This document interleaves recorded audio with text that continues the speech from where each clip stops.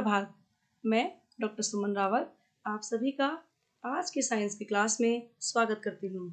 आज हम कक्षा 10 का पार्ट 2 जिसका नाम है अम्ल, क्षारक एवं लवण यानी कि एसिड, बेस एंड सॉल्ट के बारे में चर्चा करेंगे। तो आज हम इस पाठ के जिन बिंदुओं पर चर्चा करेंगे वे हैं अम्ल, अम्ल के प्रकार, क्षारक, क्षारक के प्रकार, सूचक, अम्ल और क्षारक के रासायनिक गुण।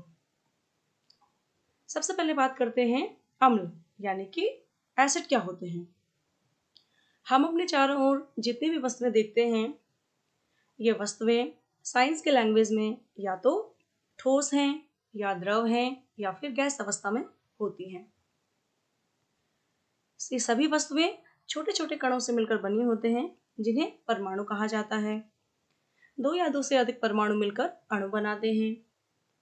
बहुत सारे अणु मिलकर यौगिक का निर्माण करते हैं और दो या दो से अधिक यौगिक मिलकर भी अपना एक समूह बनाते हैं, ग्रुप बनाते हैं।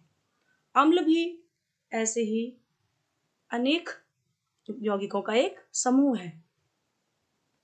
यानी कि हम अपने चारों ओर जो भी वस्तुएं देख रहे हैं गुणधर्म के आधार पर या तो वो अम्ल हैं या वे क्षारक होते हैं या फिर लवण होते हैं। अब हम बात करते हैं कि अम्ल शब्द की उत्पत्ति कहाँ से हुई है। अम्ल शब्द की उत्पत्ति लैटिन भाषा के एसिड शब्द से हुई है जिसका अर्थ होता है खट्टा। और एसिड जो होते हैं स्वाद में भी क्या होते हैं, खट्टे होते हैं। एक इम्पॉर्टेंट प्रॉपर्टी अम्ल की होती है कि ये नीले लिटमस को लाल में बदल देते हैं। इसको समझने के लिए हम एक बीकर लेते हैं। बीकर में अम्ल का जलीय विलयन लेते हैं। इस विलयन में एक नीले लेटेक्स पेपर को प्रभावित किया जाता है।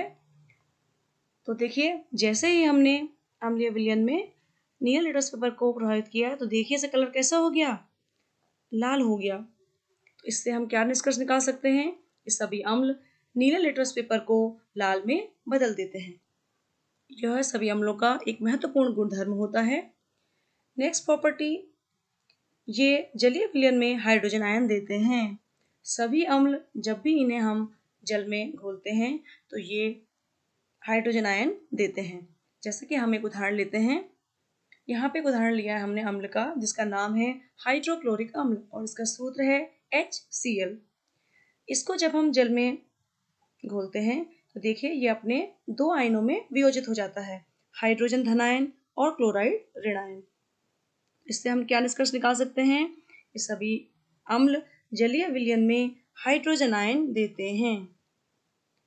नेक्स्ट, अब हम बात करते हैं अम्ल के प्रकार यानी कि टाइप्स ऑफ एसिड। स्रोत के आधार पर अम्लों को दो समूहों में बांटा गया है। पहली कैटेगरी अम्ल की है प्राकृतिक अम्ल जिन्हें हम नेचुरल एसिड कहते हैं। दूसरी कैटेगरी खनिज अम्ल जिन्हें हम मिनरल एसिड भी कहते हैं। बात करते हैं पहले प्राकृतिक अम्ल की। जैसा कि नाम से ही इंडिकेट हो रहा है कि वे अम्ल जिन्हें प्राकृतिक स्रोत जैसे कि पौधे और जानवर आदि से प्राप्त किया जाता है इन्हें प्राकृतिक अम्ल कहा जाता है। प्राकृतिक अम्ल को कार्बनिक अम्ल यानी कि ऑर्गेनिक एसिड भी कहते हैं।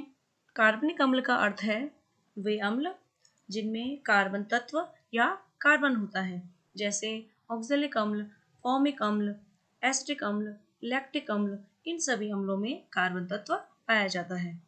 इन प्राकृतिक स्रोतों से प्राप्त अम्ल दुर्बल प्रकृति के होते हैं, जैसे कि एसिटिक अम्ल जिसका सूत्र होता है CH3COH।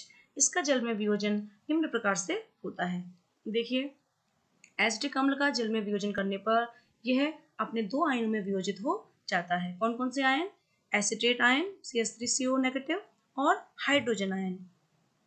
एसिटेट आयन और हाइड्रोजन आयन दोबारा से संयोग करके एसिटिक अम्ल का निर्माण करते हैं। इसलिए इस अम्ल को क्या कहा जाता है? दुर्बल अम्ल। दुर्बल शब्द का अर्थ है कि वे पदार्थ जिनका जल में सीमित मात्रा में वियोजन होता है। जब सीमित मात्रा में वियोजन होता है तभी तो एसिटेट आयन और हाइड्रोजन आयन दोबारा संयोग करके क्या बनाते हैं?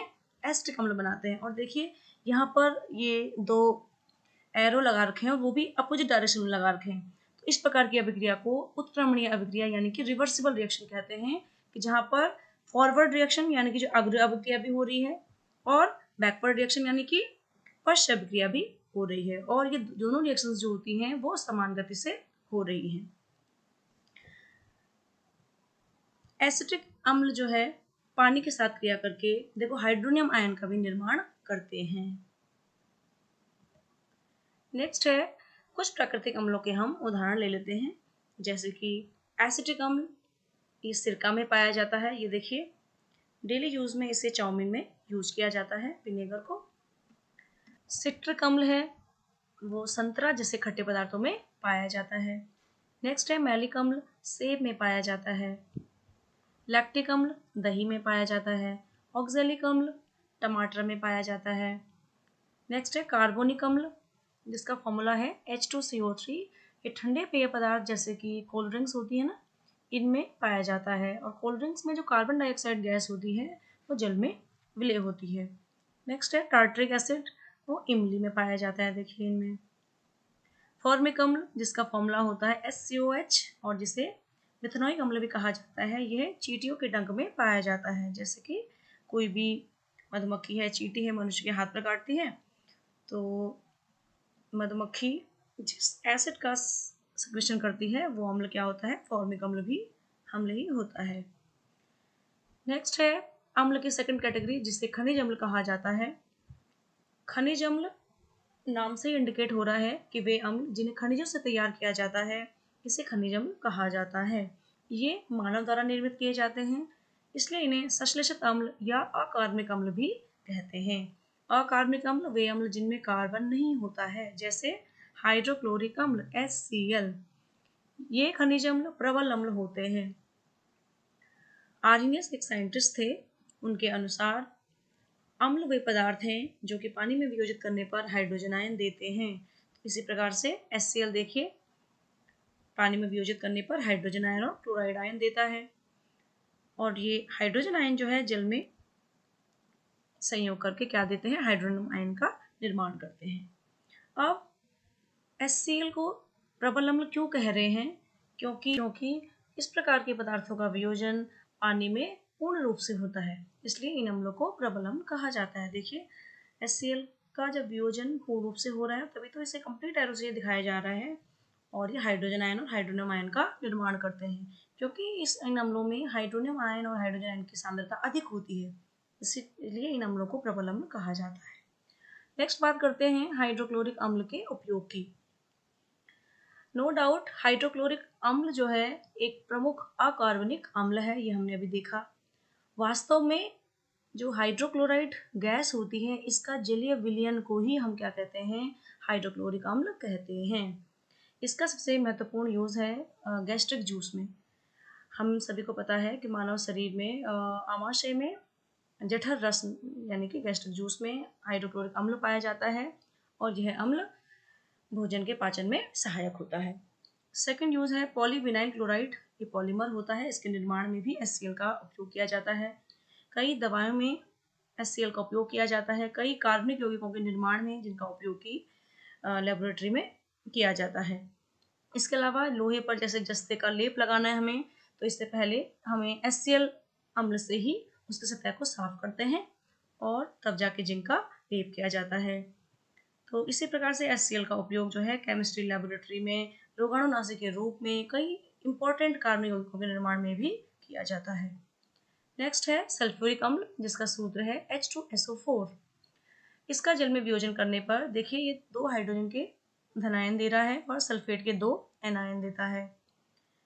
इसका उपयोग देखिए कहाँ कहाँ होता है, इसका उपयोग कार बैटरी में इसका उपयोग किया जाता है, उर्वरकों के निर्माण में, ऑक्साइड कोटिंग्स को हटाने के लिए, खनिज प्रसंस्करण और तेल रिफाइनरी में, नाली साफ करने के लिए भी सल्फ्यूरिक अम्ल का प्रयोग किया जाता है, उत्पादों की सफाई और पॉलीमर के निर्माण में, detergent, synthetic resin, dyestuff, pharmaceuticals, petroleum उत्प्रेरक और कीटनाशक के उत्पादन के लिए भी सल्फ्यूरिक अम्ल का यूज किया जाता है। नेक्स्ट है नाइट्रिक एसिड यानी कि नाइट्रिक अम्ल, जिसका सूत्र है HNO3। नाइट्रिक अम्ल को पानी में वियोजित करने पर यह हाइड्रोजन का एक धनायन देता है, देखिए, और नाइट्रेट का एक एनायन देता है। इसका उपयोग उर्वरक, औद्योगिक रसायन, विस्फोटक जैसे कई कार्बनिक यौगिकों के निर्माण में किया जाता है। विस्फोटक एक महत्वपूर्ण विस्फोटक का नाम उदाहरण जैसे कि 2,4,6 ट्राइनाइट्रोफिनॉल, जिसे पिक्रिक अम्ल भी कहा जाता है। तो इसके निर्माण के लिए फिनॉल लेते हैं और उसके साथ नाइट्रिक अम्ल और कंसिडर सल्फ्यूरिक अम्ल भी लिया जाता है, तब जाके 2,4,6 ट्राइनाइट्रोफिनॉल यानी कि पिक्रिक अम्ल का निर्माण होता है। नेक्स्ट है सांद्र तथा तनु अम्ल यानी कि कंसंट्रेटेड एंड डाइल्यूट एसिड। सांद्र अम्ल यानी कि वे अम्ल जिसमें पानी की मात्रा कम होती है और अम्ल क्या होता है, अधिक मात्रा में होता है। तनु अम्ल वो अम्ल जिसमें कि जल की मात्रा अधिक होती है और अम्ल क्या होता है, कम मात्रा में होता है। सांद्र अम्ल और तनु अम्ल को हम एक वीडियो से समझने का प्रयास करेंगे। और सांद्र अम्ल को समझने के लिए सबसे पहले हम 2 बीकर लेते हैं। देखिए ये बाएं बीकर और ये दायां बीकर, दोनों बीकर में हम बराबर अमाउंट में सॉल्वेंट यानी कि विलायक डालते हैं, जो हम 100 ml का लेते हैं। अब हम क्या करते हैं, देखिए बाएं बीकर में हमने क्या डाला, 20 ml विलेय डाला, और इसी प्रकार से दाएं बीकर में हमने क्या डाला, 50 ml विलेय डाला। तो आप लोग देख सकते हैं कि दाएं बीकर जिसमें कि हमने विलेय की मात्रा ज़्यादा डाली है 50 ml, वो कैसा हो गया है, गाढ़ा। तो इसी प्रकार के ये जो विलयन तैयार हुआ है, इस विलयन को हम कहते हैं कंसंट्रेटेड यानी कि सांद्र विलयन, जिसमें कि विलेय की मात्रा क्या है, ज़्यादा है। और ये बाएं वाला बीकर देखिए जिसमें विलेय की मात्रा कम है 20 ml, और ये लाइट भी है थोड़ा सा कलर में। इस प्रकार के विलयन को हम कहते हैं डाइल्यूट विलयन यानी कि तनु विलयन। ये दोनों बीकर एक दूसरे से संबंधित होते हैं, क्योंकि डाइल्यूट की तुलना में कंसंट्रेट क्या है, कंसंट्रेट में विलेय की मात्रा ज़्यादा होती है और वो स्ट्रॉन्गर भी होता है। इसे हम एक अन्य उदाहरण से समझने का प्रयास करेंगे। देखिए हमने फिर से 2 बीकर लिए, दोनों बीकर में अब इसमें हमने क्या किया है, बराबर अमाउंट में हमने क्या लिया, विलयन भी हमने बराबर लिया है। देखिए पहले बीकर में हमने 100 ml में कैसे किया, 20 ml हमने विलेय लिया, 80 ml हमने क्या लिया, विलायक लिया। दूसरे बीकर में 25 ml हमने विलेय लिया और 75 ml हमने क्या लिया, विलायक लिया। अब आप लोग बताइए कि दोनों विलयन में से कौन से बीकर क्या है, ज़्यादा सांद्र विलयन है। ऑब्वियस है दूसरा बीकर क्या होगा, ज़्यादा सांद्र होगा। क्यों, क्योंकि इसमें जो विलेय की मात्रा है 25 ml है और वो भी क्या है, ज़्यादा है पहले वाले की तुलना में। अब बात करते हैं तनु और सांद्र अम्ल की। इस केस में पानी जो है सॉल्वेंट के रूप में यानी कि विलायक के रूप में लिया जाता है और अम्ल को विलेय के रूप में लिया जाता है। देखिए इसके लिए बीकर लेते हैं, बीकर में हमने पानी लिया, उसमें ऊपर से अम्ल डालते हैं। अम्ल की मात्रा जैसे जैसे इसमें बढ़ाते रहेंगे तो इसकी सांद्रता बढ़ती रहती है और यहाँ पर बहुत अमाउंट में क्या होती है, हीट पैदा होती है।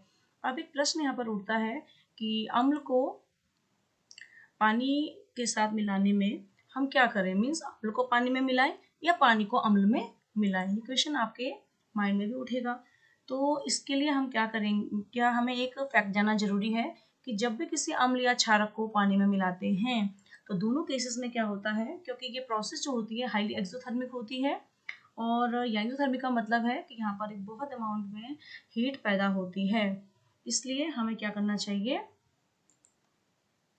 अम्ल में पानी नहीं बल्कि बीकर में पानी लेकर उसमें क्या करना चाहिए, हमें अम्ल मिलाना चाहिए। क्योंकि देखिए यदि हम ऐसा करेंगे मीन्स अम्ल लेके उसमें यदि पानी मिलाएंगे तो देखिए क्या हो जाएगा, बहुत अधिक ऊष्मा उत्पन्न होने के कारण मिश्रण आस्फलित होकर बाहर आ सकता है, हम जल भी सकते हैं, और साथ ही क्योंकि टेम्परेचर बहुत हाई रहेगा तो टेम्परेचर ज़्यादा होने के कारण कांच का हमारा जो बीकर है वो टूट भी सकता है। इसलिए और दूसरे केस में यदि हम क्या लेंगे, पहले पानी ले लें और पानी के बाद अब हम इसमें क्या डालेंगे, अम्ल डालेंगे, तो इस केसेस में भी हीट पैदा होगी, बट वो हीट उतनी पैदा नहीं होती है क्योंकि एक्चुअली यहाँ पे क्या होता है, पानी होता है और पानी नीचे से पहले से बीकर में लिया हुआ है, और पानी क्या होता है, हीट का अच्छा एब्जॉर्बर होता है, मीन्स वो हीट को अवशोषित करता रहता है।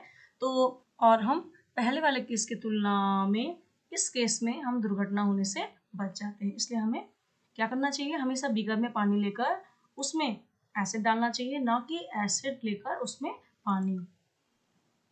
और जब भी हम बीकर में एसिड को लेंगे तो हमेशा ड्रॉप वाइज इस तरह से ड्रॉपर से डालना चाहिए और ग्लास रॉड से उसे हिलाते रहना चाहिए। क्योंकि और एक साथ यदि हम क्या करेंगे, एक साथ यदि हम अम्ल एक साथ मिला देंगे, ड्रॉप वाइज नहीं मिलाएंगे तो क्या हो जाएगा, ये जो बहुत अमाउंट में हीट यहाँ पे पैदा होगी तो ये हीट पानी द्वारा एब्जॉर्ब नहीं हो पाएगी। तो इसलिए हमें इस चीज़ का बहुत सावधानी से ध्यान रखना चाहिए कि हमें जब भी किसी भी अम्ल को तनु करना है तो बीकर में पानी लेकर के अम्ल को धीरे धीरे बूंद बूंद करके मिलाना चाहिए। नेक्स्ट टॉपिक है क्षारक, जिसे हम बेस भी कहते हैं। हथेली पर लेने पर ये साबुन की तरह फील होते हैं। क्षारकों की 3 मुख्य प्रॉपर्टी होती है। पहला कि ये स्वाद में कड़वे होते हैं। दूसरा, ये लाल लिटमस को नीले में बदल देते हैं। जैसा कि हम एक बीकर लेते हैं और बीकर में क्षारक का सॉल्यूशन लेते हैं और इस सॉल्यूशन में जैसे ही हम रेड यानी कि लाल लिटमस पेपर को डालते हैं तो देखो ये लिटमस पेपर का कलर कैसा हो जाता है, नीला हो जाता है। इससे निष्कर्ष निकाला जा सकता है कि सभी बेस लाल लिटमस को नीले में बदल देते हैं। तीसरी प्रॉपर्टी होती है कि सभी क्षारक जलीय विलयन में क्या देते हैं, हाइड्रोक्साइड आयन देते हैं। क्षारक का एक उदाहरण है सोडियम हाइड्रोक्साइड, जिसका सूत्र होता है NaOH। इसका जल में वियोजन करने पर ये सोडियम धनायन देता है और हाइड्रोक्साइड आयन देते हैं। यानी कि सभी क्षारक जलीय विलयन में हाइड्रोक्साइड आयन देते हैं। कुछ क्षारकों के उदाहरण यहाँ पर दिए गए हैं। पहला उदाहरण है कास्टिक सोडा, जिसे सोडियम हाइड्रोक्साइड कहा जाता है और इसका सूत्र होता है NaOH। डेली लाइफ में हम जो साबुन यूज करते हैं ये सोडियम के ही हायर कार्बोक्सिलिक अम्लों के लवण होते हैं।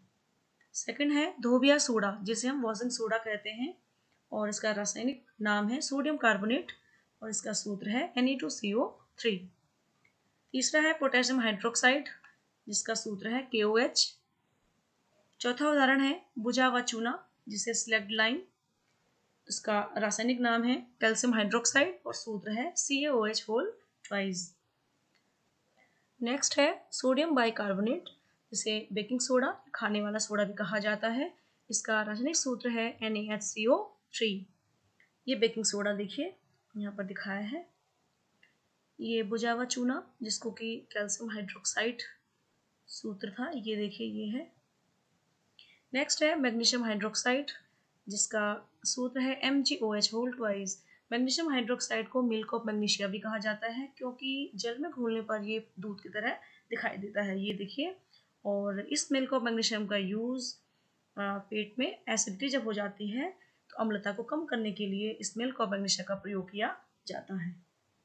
तो ये डेली लाइफ में यूज होने वाले क्षारकों के कुछ उदाहरण हैं। अब आते हैं क्षारक के प्रकार पर। क्षारक के जनरली 2 प्रकार होते हैं, प्रबल क्षारक और दुर्बल क्षारक। प्रबल क्षारकों के उदाहरण हैं NaOH, KOH, LiOH, calcium OH whole twice means sodium hydroxide, potassium hydroxide, lithium hydroxide और कैल्शियम हाइड्रोक्साइड। सोडियम हाइड्रोक्साइड का देखिए जब जल में वियोजन करते हैं तो ये सोडियम आयन और हाइड्रोक्साइड आयन में वियोजित हो जाते हैं। इसी प्रकार से KOH भी वियोजित हो जाते हैं। दुर्बल क्षारकों के उदाहरण हैं अमोनियम हाइड्रोक्साइड, जिसका सूत्र है NH4OH और MgOH होल ट्वाइस यानी कि मैग्नीशियम हाइड्रोक्साइड। दुर्बल क्षारक का वियोजन करने पर देखिए जैसे कि NH4OH है, इसका वियोजन करने पर यह NH4 पॉजिटिव यानी कि अमोनियम आयन में धनायन में और हाइड्रोक्साइड ऋणायन में वियोजित हो जाता है। इसी प्रकार से मैग्नीशियम हाइड्रोक्साइड भी वियोजित करने पर मैग्नीशियम आयन यानी कि मैग्नीशियम धनायन और हाइड्रोक्साइड के 2 ऋणायनों में वियोजित हो जाता है। प्रबल और दुर्बल क्षारकों में क्या अंतर है?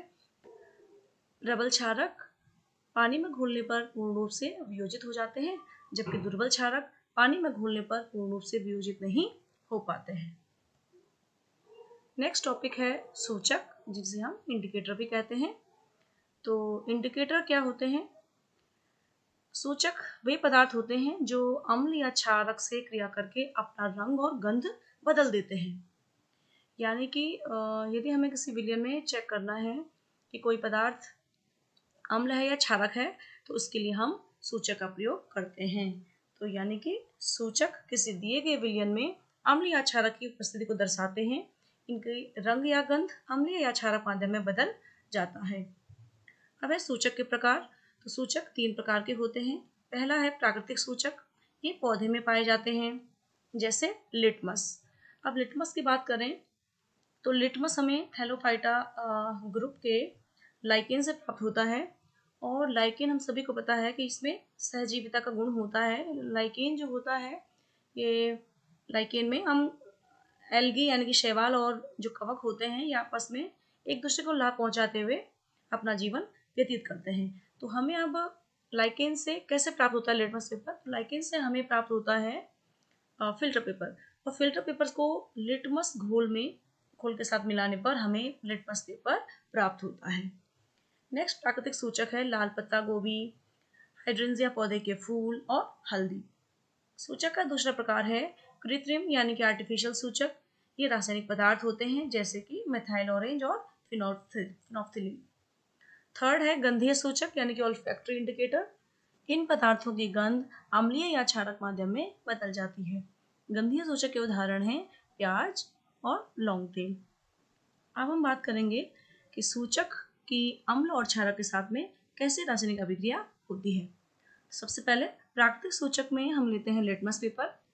लिटमस पेपर को जब अम्ल के साथ ट्रीट किया जाता है तो लिटमस पेपर लाल रंग का हो जाता है। मीन्स यदि कोई लिटमस पेपर नीला लेते हैं तो नीले लिटमस पेपर को जब हम अम्ल के साथ अभिक्रिया कराते हैं तो वह लिटमस पेपर कैसा हो जाता है? लाल। और यदि लिटमस पेपर लाल कलर का है तो अम्ल के साथ क्रिया कराने पर उसमें कोई परिवर्तन नहीं होगा। इसी प्रकार से यदि हम लिटमस पेपर को क्षारक के साथ में क्रिया कराएंगे तो वह कैसा हो जाता है? नीला हो जाता है। मीन्स कोई लिटमस पेपर है और लाल लिटमस पेपर हम जब लेते हैं तो क्षारक के साथ में क्रिया कराने पर वह लिटमस पेपर कैसा हो जाता है? नीला। और नीला लिटमस पेपर क्षारक के साथ अभिक्रिया करने पर नीला ही रहता है। सेकंड है लाल पत्ता गोभी का रस। इसकी अम्ल के साथ क्रिया कराने पर इसका रंग कैसा हो जाता है? लाल। और क्षारक के साथ अभिक्रिया कराने पर लाल पत्ता गोभी का रस ये कैसा हो जाता है? हरा हो जाता है। इसी प्रकार से हल्दी है। हल्दी का अम्ल के साथ में क्रिया कराने पर इसके रंग में कोई बदलाव नहीं आता है और क्षारक के साथ में इसका रंग कैसे हो जाता है? लाल। हल्दी के प्रयोग को हम डेली लाइफ में कर सकते हैं। जैसे कि हमारे कपड़ों पर जब कभी सब्जी का दाग गिर जाता है तो जनरली वो क्या है? हल्दी है। और जब हम इस दाग के ऊपर साबुन यूज करते हैं तो साबुन क्या है? क्षारक है। और साबुन के साथ रगड़ने पर वह हल्दी का रंग कैसा हो जाता है? जो हल्दी का दाग रहता है वो लाल हो जाता है और धूप में सुखाने पर भी वो लाल ही रहता है। तो इस प्रकार से हल्दी जो सूचक होता है क्षारक के साथ में लाल रंग का हो जाता है।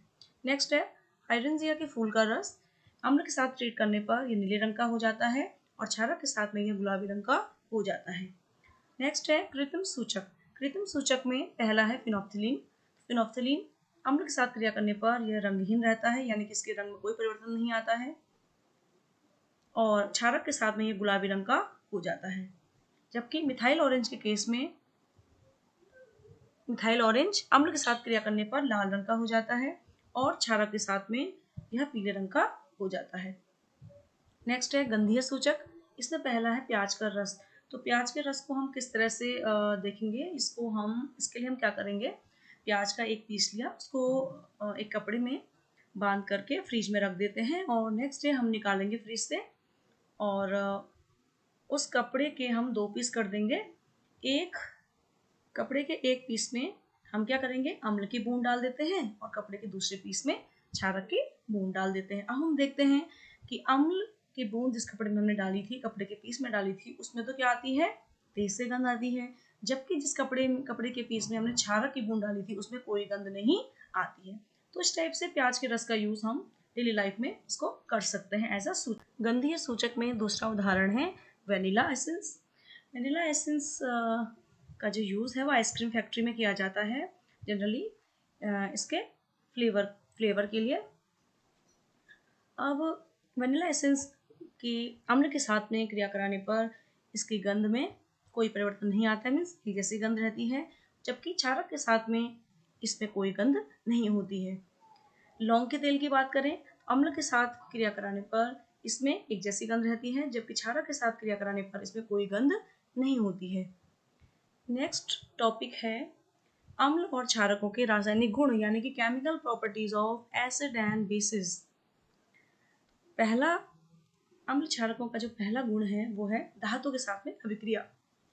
तो जब भी हम किसी धातु की अभिक्रिया किसी अम्ल या क्षारक के साथ में क्रिया कराते हैं तो जनरली हमेशा लवण का निर्माण होता है और हाइड्रोजन गैस वहां से उत्सर्जित हो जाती है। जैसे कि यदि हम कोई अम्ल लेते हैं हाइड्रोक्लोरिक अम्ल और जिंक धातु के साथ में क्रिया कराते हैं तो लवण का निर्माण होता है, वो लवण है जिंक क्लोराइड, और हाइड्रोजन गैस उत्सर्जित होती है। इसी प्रकार से हम जब क्षारक लेते हैं सोडियम हाइड्रोक्साइड, जिंक धातु के साथ क्रिया कराने पर जिस लवण का निर्माण होता है वो लवण है सोडियम जिंकेट और फॉर्मूला है Na2ZnO2 और यहाँ से हाइड्रोजन गैस उत्सर्जित हो जाती है। अब हमें यह पता करना हो कि इस क्रियाकलाप में हाइड्रोजन गैस उत्सर्जित हुई है तो ये कैसे पता करेंगे?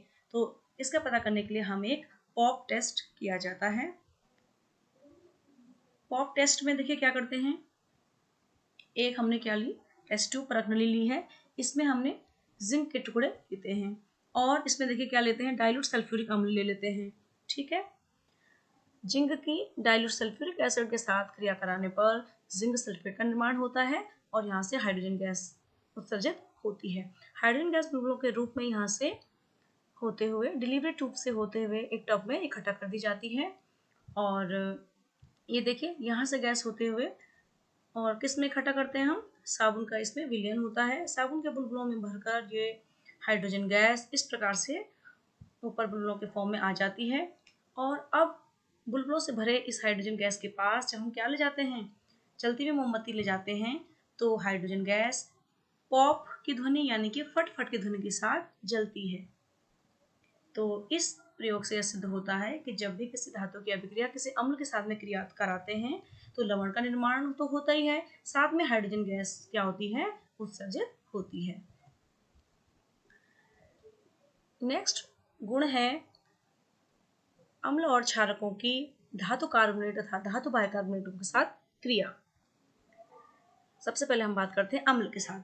जब अम्ल की अभिक्रिया धातु कार्बोनेट के साथ क्रिया कराते हैं तो हमेशा लवण का निर्माण होता है, लवण और जल का निर्माण होता है और कार्बन डाइऑक्साइड गैस यहाँ से उत्सर्जित हो जाती है। जैसे कि हाइड्रोक्लोरिक अम्ल लेते हैं, सोडियम कार्बोनेट के साथ क्रिया कराने पर जिस लवण का निर्माण होता है वो कौन सा लवण है, सोडियम क्लोराइड, कार्बन डाइऑक्साइड यहाँ से उत्सर्जित हो गई और जल का निर्माण होता है।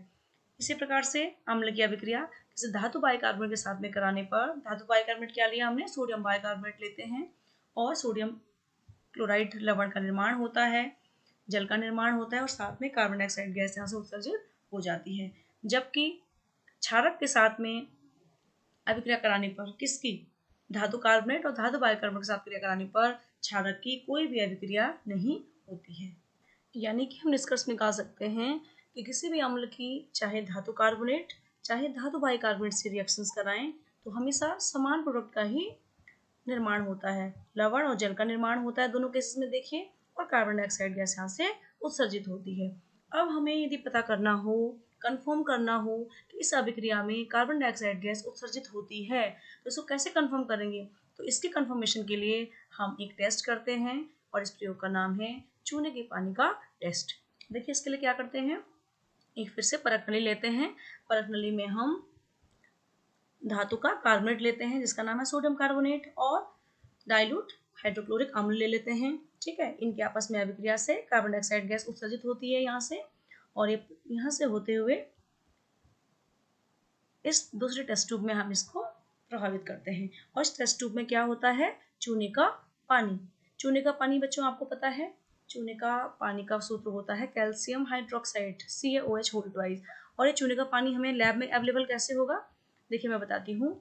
चूना होता है कैल्शियम ऑक्साइड जो लैब में अवेलेबल होता है, कैल्शियम ऑक्साइड को पानी के साथ मिलाने पर कैल्शियम हाइड्रोक्साइड यानी कि चूने का पानी हमें प्राप्त हो जाता है। इसको फ्रेशली बनाना चाहिए। अब देखिए हमने चूने के पानी में कार्बन डाइऑक्साइड गैस यहाँ से प्रभावित की थी तो क्या हो गया, यहाँ पे हम देखते हैं कि चूने के पानी का रंग क्या हो जाता है, दूधिया हो जाता है। और वो दूधिया किस वजह से होता है, देखिए ये देखिए चूने के पानी में कार्बन डाइऑक्साइड गैस प्रभावित करने पर जो चूने का जो दूधिया एक अवक्षेप मिल रहा है ये है कैल्शियम कार्बोनेट का अवक्षेप। तो कैल्शियम कार्बोनेट के बनने के कारण ही ये यहाँ पे चूने का पानी मिल्की या दूधिया हो जाता है और पानी का निर्माण होता है।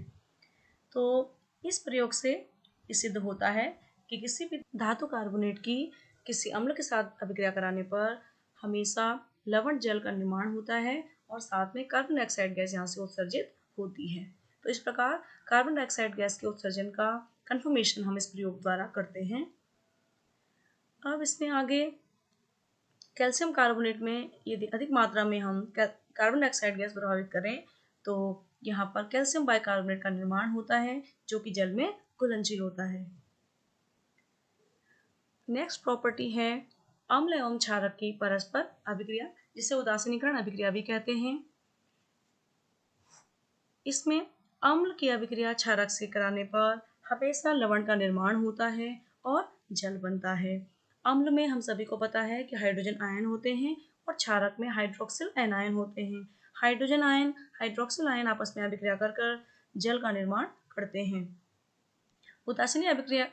उदासीनीकरण अभिक्रिया को हम इस प्रकार से समझ सकते हैं कि जब अम्ल द्वारा क्षारक का प्रेक्षित प्रभाव तथा क्षारक द्वारा अम्ल का प्रभाव समाप्त हो जाता है, मीन्स जब अम्ल और क्षारक आपस में उत्पन्न किए हुए प्रेक्षित प्रभाव को समाप्त कर देंगे और उसके परिणाम स्वरूप क्या निर्माण होगा, लवण और जल का, तो यह अभिक्रिया उदासीनी अभिक्रिया कहलाती है। जैसे कि अम्ल हमारे पास है हाइड्रोक्लोरिक अम्ल और क्षारक है NaOH। इनके आपस में अभिक्रिया कराने पर ये देखिए HOH यहाँ से ये पानी यहाँ से निकल जाता है और NaCl सोडियम क्लोराइड लवण का निर्माण होता है। अब हम कुछ उदाहरण ले लेते हैं। जैसे कि जब हम प्रबल अम्ल और दुर्बल क्षारक के आपस में अभिक्रिया कराएंगे तो हमेशा अम्लीय लवण का निर्माण होता है और जल बनता है। जैसे कि प्रबल अम्ल और दुर्बल क्षारक, प्रबल अम्ल की दुर्बल क्षारक के साथ अभिक्रिया कराने पर अम्लीय लवण प्राप्त होते हैं। तो देखिए यहाँ पे प्रबल अम्ल है हाइड्रोक्लोरिक अम्ल और दुर्बल क्षारक है अमोनियम हाइड्रोक्साइड। इनकी अभिक्रिया से अम्लीय लवण कौन सा बन रहा है, अमोनियम क्लोराइड, और जल का निर्माण होता है। दूसरा था दुर्बल अम्ल और प्रबल क्षारक की अभिक्रिया से क्षारीय लवण। दुर्बल अम्ल लिया है हमने एसिडिक अम्ल और प्रबल क्षारक लिया है सोडियम हाइड्रोक्साइड। इनके आपस में अभिक्रिया करने पर दुर्बल क्षारक का निर्माण होता है, सोडियम एसिटेट जो कि दुर्बल क्षारक है, और जल का निर्माण होता है। तीसरी कैटेगरी थी प्रबल अम्ल और प्रबल क्षारक की अभिक्रिया से उदासीन लवण। प्रबल अम्ल है सल्फ्यूरिक अम्ल और प्रबल क्षारक है सोडियम हाइड्रोक्साइड। इनके आपस में अभिक्रिया से क्या बनता है, उदासीन लवण बनता है, सोडियम सल्फेट, और जल का निर्माण होता है। और लास्ट कैटेगरी थी दुर्बल अम्ल और दुर्बल क्षारक की अभिक्रिया से उदासीन लवण। दुर्बल अम्ल एसिटिक अम्ल है और दुर्बल क्षारक है अमोनियम हाइड्रोक्साइड। इनके अभिक्रिया से उदासीन अम्ल यानी कि उदासीन लवण अमोनियम एसिटेट का निर्माण होता है और जल निकल जाता है। नेक्स्ट अभिक्रिया है अम्लों के साथ धात्विक ऑक्साइडों की अभिक्रिया। धात्विक ऑक्साइड की अम्ल के साथ अभिक्रिया कराने पर हमेशा लवण और जल का निर्माण होता है। देखिए धात्विक ऑक्साइड लिया है यहाँ पे कॉपर का ऑक्साइड और अम्ल लिया है हमने हाइड्रोक्लोरिक अम्ल। इनके आपस में अभिक्रिया कराने पर लवण कौन सा बनता है, कॉपर का क्लोराइड बनता है यानी कि क्यूप्रिक क्लोराइड बनता है और जल का निर्माण होता है। यहाँ पर ये जल का विलयन जो होता है नीले कलर का होता है क्योंकि यहाँ पर क्यूप्रिक आयन Cu2 पॉजिटिव का निर्माण होता है जो कि नीले कलर के होते हैं। क्यूप्रिक क्लोराइड के बनने के कारण ही इस विलयन का कलर रंग नीला होता है। अब बात करें जो धात्विक ऑक्साइड होते हैं उनकी प्रवृत्ति कैसी होती है, क्षारीय। तभी तो जब ये क्षारीय होते हैं तो ये क्षारक अम्ल के साथ अभिक्रिया करने पर क्या देते हैं, लवण और जल बनाते हैं। और ये धात्विक ऑक्साइड जिनकी प्रवृत्ति क्षारीय है इनके उदाहरण हैं कॉपर ऑक्साइड और मैग्नीशियम ऑक्साइड। नेक्स्ट है अधात्विक ऑक्साइड की क्षारकों के साथ में अभिक्रिया। अधात्विक ऑक्साइड की भी क्षारकों के साथ क्रिया करने पर सेम यही प्रोडक्ट देते हैं। देखिए लवण और जल यहाँ भी बनता है। अधात्विक ऑक्साइड जैसे कार्बन अधातु है उसका ऑक्साइड ले लिया है तो ये है कार्बन डाइऑक्साइड। क्षारक ले लिया हमने कैल्शियम हाइड्रोक्साइड। इनके आपस में अभिक्रिया कराने पर कैल्शियम कार्बोनेट लवण का निर्माण होता है और जल यहाँ से निकल जाता है। इस प्रकार से जो अधात्विक ऑक्साइड होते हैं प्रवृत्ति में कैसे होंगे, अम्ल। जब अम्ल है तभी तो अम्ल क्षारक के साथ अभिक्रिया करके लवण बना रहे हैं और जल का निर्माण कर रहे हैं और तभी तो ये विद्युत धारा प्रवाहित करते हैं। अम्ल और क्षारक की अभी तक हमने जो अभिक्रिया डिस्कस की है उसको हम एक चार्ट से इस प्रकार से दिखा सकते हैं, आप लोग इन्हें नोट कर सकते हैं। लास्ट है अम्ल क्षारकों में समानताएं। अभी तक हमने अम्ल क्षारकों की प्रॉपर्टीज, उनके क्लासिफिकेशन सब पढ़ा तो हमने ये निष्कर्ष हमने निकाला है कि सभी अम्ल हाइड्रोजन आयन उत्पन्न करते हैं और सभी क्षारक हाइड्रोक्सिल आयन उत्पन्न करते हैं। ये अभी हमने देखा है। जब भी कोई अम्ल या क्षारक जल में मिलाया जाता है तो ये तनुकृत हो जाता है, यानी कि डाइल्यूट हो जाएगा। तो ये देखिए कैसे हम इसे तनु कहेंगे। जल में मिलाने पर आयन की सांद्रता यानी कि हाइड्रोनियम आयन और हाइड्रोक्सिल में प्रति इकाई आयतन की कमी हो जाती है। इसे इस प्रकार से समझने का प्रयास करेंगे। सबसे पहले बात करते हैं तनुकृत अम्ल की। तनुकृत अम्ल कैसे बनेगा? जल में अम्ल मिलाने पर अम्ल में जो हाइड्रोनियम आयन की सांद्रता होती है वो कम हो जाती है। इस वजह से अम्ल कैसा हो जाएगा? तनुकृत हो जाता है। इसी प्रकार से अब बात करते हैं तनुकृत क्षार की। तनुकृत क्षार कैसे प्राप्त होगा? जब जल में क्षारक मिलाएंगे तो क्षारक में हाइड्रोक्सिल आयन की सांद्रता में कमी आ जाती है। इस वजह से क्षारक कैसा हो जाता है? तनुकृत हो जाता है। इसी प्रकार से अब हम बात करेंगे क्षारक और अम्ल की प्रबलता पे, यानी कि प्रबल अम्ल क्या है और प्रबल क्षार क्या है। तो किसी क्षारक और अम्ल की प्रबलता उसके द्वारा उत्पन्न हाइड्रोजन आयन या हाइड्रोक्सिल आयनों की संख्या पर निर्भर करती है। मीन्स कोई भी क्षार प्रबल तब होगा जब उसमें अधिक से अधिक क्या होंगे? हाइड्रोक्सिल आयन होंगे। इसी प्रकार कोई भी अम्ल प्रबल तभी होगा जब उसमें अधिक से अधिक हाइड्रोजन आयन होंगे। जितने ज़्यादा हाइड्रोजन आयन किसी अम्ल में होंगे वो अम्ल उतना प्रबल होगा। जितने ज़्यादा हाइड्रोक्सिल आयन किसी क्षारक में होंगे वो क्षारक उतना प्रबल होगा। आज इस पार्ट का पहला पार्ट यहाँ पे फिनिश हो गया है। इस पार्ट का दूसरा पार्ट नेक्स्ट क्लास में हम लोग डिस्कस करेंगे। तब तक के लिए बहुत बहुत धन्यवाद।